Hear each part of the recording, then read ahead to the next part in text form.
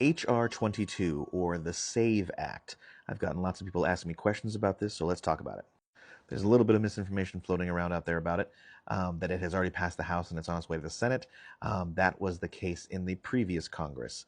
It did pass the House in the previous Congress and then died in the Senate. In this Congress, it has only been introduced by Congressman Chip Roy. It has not been taken up for a vote and is not on its way to the Senate. But what is the SAVE Act? The SAVE Act is a piece of legislation that is being pushed by Republicans to secure our elections. One of the stipulations is, in order to register to vote, you must do so in person with a passport to prove that you are a citizen.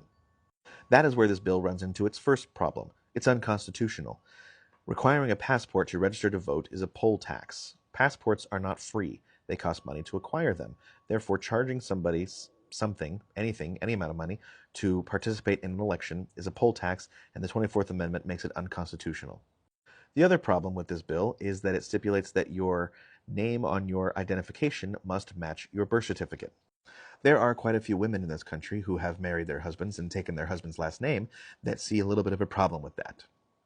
Requiring those names to match will disenfranchise a huge amount of women voters in this country. The silly thing is, it's going to disenfranchise mostly Republican voters. According to Pew Research, who conducted a study on the issue, the demographic who is most likely to take their husband's name are Republican and Republican-leaning women.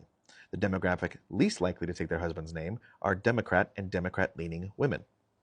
So that's its second issue. It runs into a constitutionality problem with disenfranchising women's vote, and it also runs into a straight get-out-the-vote issue for Republicans, as they're going to disenfranchise a lot of Republican women, more so than Democrat women.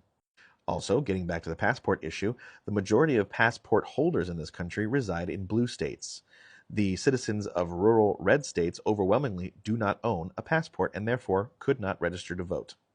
So not only is the SAVE Act unconstitutional as it is written today, it is also disenfranchising Republican voters. So eventually, someone's going to either say, hey, this isn't legal, or hey, this is a good way to lose votes. So don't panic about it yet. Keep an eye on it, but as it stands right now, it's a silly bill.